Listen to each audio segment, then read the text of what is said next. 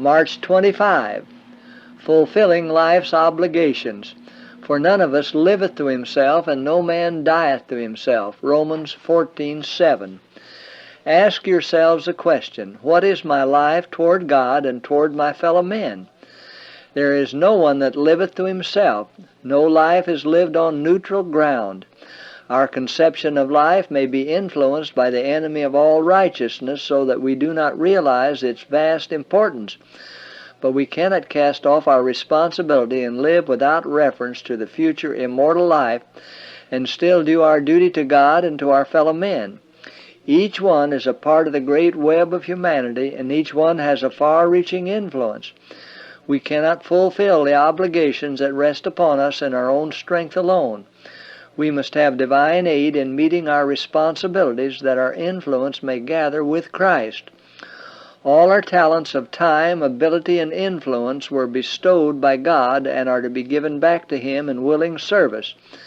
The great object of the life which God has given is not the securing of temporal advantages, but the securing of eternal privileges in the kingdom of heaven. The Lord has bought all that there is of us by the precious blood of Christ, and it is the worst kind of robbery that could be practiced to withhold from Him His own. Our life is not our own, never was, and never can be.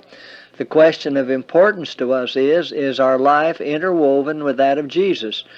We shall come into the judgment for the very atmosphere that surrounds a soul, for it is vital and is influencing souls for good or evil.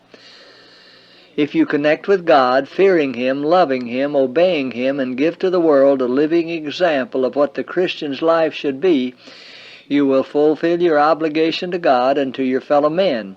You are to show forth in your life what it means to love God with all your heart and your neighbor as yourself.